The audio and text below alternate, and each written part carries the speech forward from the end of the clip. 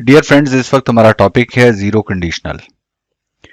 इससे पहले कि हम इसकी तमाम तफसीलात में जाएं, एक एग्जाम्पल सेंटेंस इसका देखते हैं। सेंटेंस है if you heat ice it melts, यानी अगर आप बर्फ को हरारत देते हैं तो ये पिघल जाती है। सादा सी बात। सबसे पहले हमें ये देखना है कि ये टाइम क्या रेफर करती है। जीरो कंडीशनल ये नाउ को रेफर करती है और ऑलवेज को रेफर करती है कि ये बात कि ये बात अब भी ठीक है और ऑलवेज ये बात ठीक है।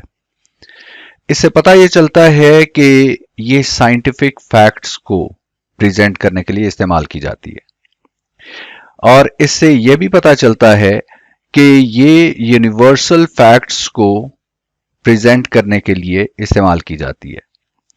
इससे हमें यह बात भी पता चलती है कि ये रियल वर्ल्ड के लिए बात करती है, रियल वर्ल्ड की रियलिटीज के लिए बात करती है कि अगर ऐसा करें तो ऐसा होता है। ये तो हो गया इसका जो मानी देने के लिए हम इस्तेमाल करते हैं, वो सेंस इसकी हमारे सामने आ गई। अब हम इसके स्ट्रक्चर की तरफ आते हैं। इसमें दो क्लॉजेज होती हैं, एक इफ के साथ और एक इंडिपेंडेंट क्लॉज। जो इफ वाली क्लॉज है इसको हम कहते हैं कि ये कंडीशन वाली क्लॉज है।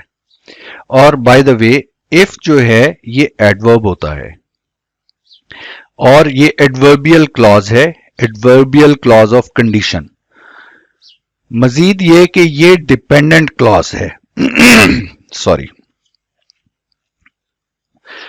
अच्छा, और उसके अलावा मजीद ये कि ये इट मेल्ट्स ये वाली क्लॉज ये इंडिपेंडेंट क्लॉज है। क्यों? ये अकेले अपने कंप्लीट मानी दे सकती है।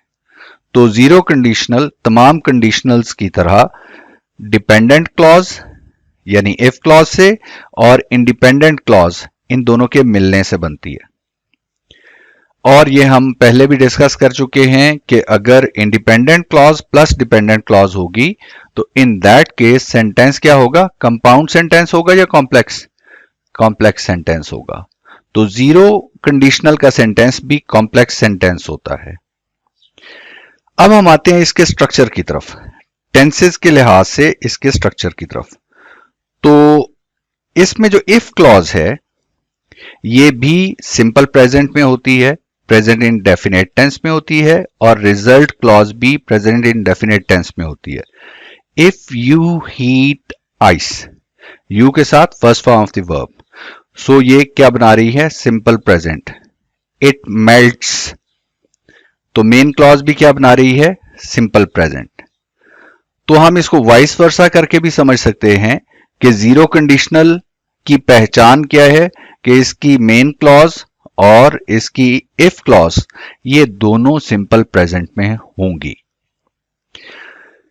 अच्छा, ये बातें डिस्कस कर लेने के बाद अब हम ये एक और चीज इसकी पंक्चुएशन और क्लॉजेस के अरेंजमेंट के लिहाज से देखते हैं। If you heat ice it melts, इसमें इफ क्लॉज पहले है और मेन क्लॉज बाद में है।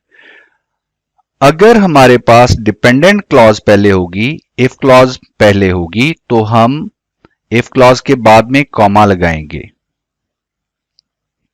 और रिजल्ट क्लॉज बाद में लिखेंगे कॉमा के बाद में।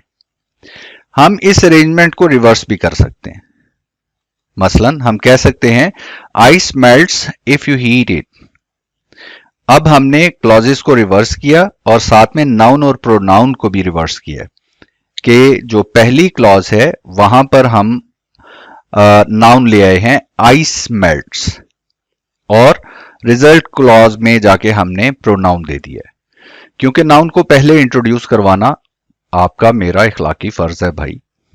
अच्छा, जो बात और लर्न करने की है इसमें वो ये है कि जब हम मेन क्लॉज पहले ले आएंगे और इफ क्लॉज बाद में रखेंगे तो मेन और इफ क्लॉज के दरमियान में कॉमा नहीं आएगा। Main clause plus if clause दरमियान में कॉमा नहीं आएगा, लेकिन अगर इफ क्लॉज पहले आए तो दरमियान में कॉमा आएगा। ठीक है, इफ क्लॉज पहले है और रिजल्ट क्लॉज बाद में है तो उस सूरत में आपके पास दरमियान में कॉमा आएगा। अच्छा, ये इसके पंक्चुएशन की बात हो गई। मजीद इसमें एक ये बड़ी मजे की हम इसमें चेंज कर सकते हैं। हम अगर इफ को कट करके लिख दें व्हेन, तो मानी वही रहते हैं, थोड़ा सा फ्लेवर चेंज हो जाता है।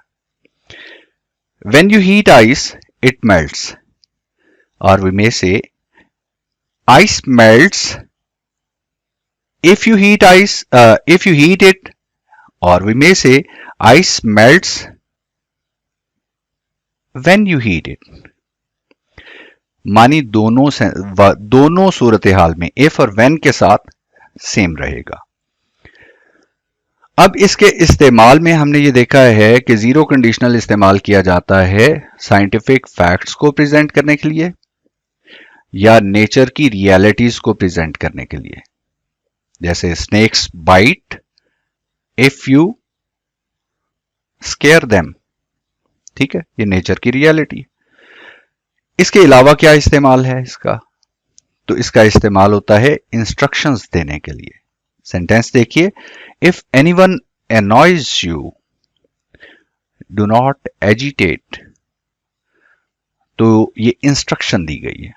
इंस्ट्रक्शंस देने के लिए भी जीरो कंडीशनल इस्तेमाल किया जाता है, और ये बात अब तयशुदा है। सिर्फ हम रिकॉल कर लेते हैं कि इन दिस केस ऑल्सो हम मेन क्लॉज को पहले लिख सकते हैं, do not agitate if anyone annoys you, so do not be annoyed and do not agitate। Next topic के साथ मुलाकात होती है। अल्लाह हाफिज।